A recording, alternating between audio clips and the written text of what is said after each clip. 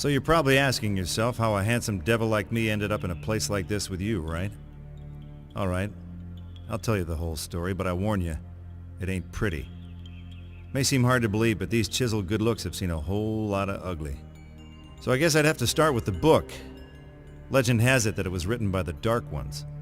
Necronomicon Ex Mortis, roughly translated, the Book of the Dead. About 20-some-odd years ago, Professor Noby unearthed the book at Castle Kandar and accidentally unleashed the Deadites in the woods outside Dearborn.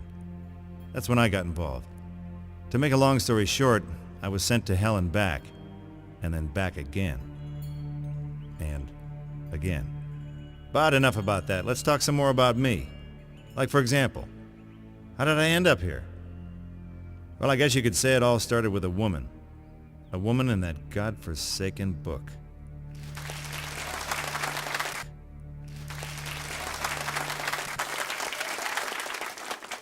Welcome, true believers, to another chilling episode of Mysteries of the Occult. I'm Trisha Pettywood, your guide into the realms of shadow and the arcane. Joining me tonight is parapsychologist and best-selling author Professor Alex Eldridge, author of the critically acclaimed Necronomicon. Welcome, Professor. Thank you, Tricia. It's truly an honor to be here in the very town where my late colleague, Professor Noby, began his career. Oh, the honor is all mine. Your brilliant modern translation of this ancient text has set the world on fire. I'm told there's even a film in the works. Oh, please. That hack wouldn't know the real Necronomicon from a roll of extra fluffy two-ply. Here, this one's on me. I'm awful sorry about Jenny. Tonight would have been 10 years, right? Oh yeah, thanks for bringing that up, Chief. You're a real pal for throwing some margarita salt on the wound there.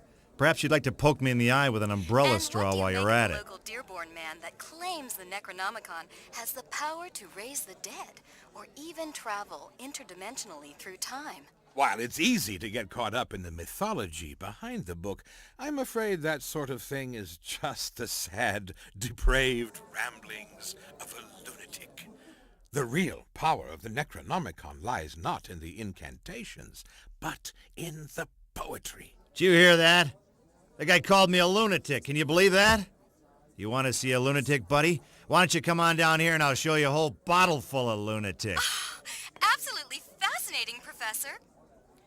We may never know what really happened in that cabin in the woods, but perhaps tonight we can finally shed some light on this famous local mystery. There I was, face to face with the mother of all ugly. So I say, come get some, and blam, no more Mr. Nasty Face. Thanks to my investigative work into the Noby case, I've managed to uncover this amazing piece of evidence. Here in my hand is the last known tape of Professor Noby, recorded the very night of his disappearance. But then it went bad.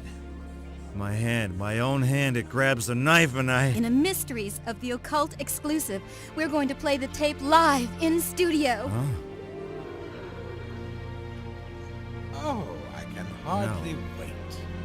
Wait. The hell are you doing? Don't play it. Don't play that... tape. Strata, Montos, Nosferatus,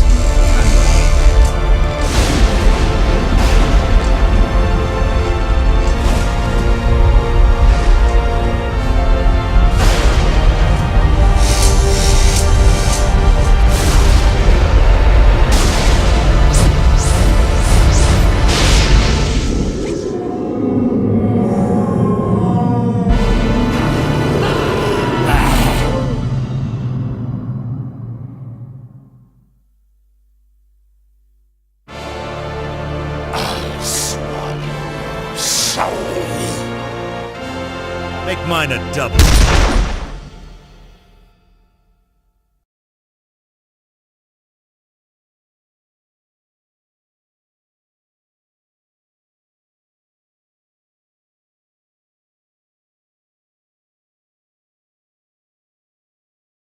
When you've just emptied both barrels of a shotgun into your favorite bartender, you can pretty much bet that happy hour is over.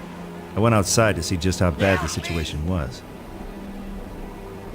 It was bad. Past experience told me it would get a whole lot worse unless someone hit the Deadites where it hurt. And seeing as how the TV station was their shortcut into this world, I figured that was a pretty good place to start. But first, I had to find more weapons. My trusty boomstick was almost empty.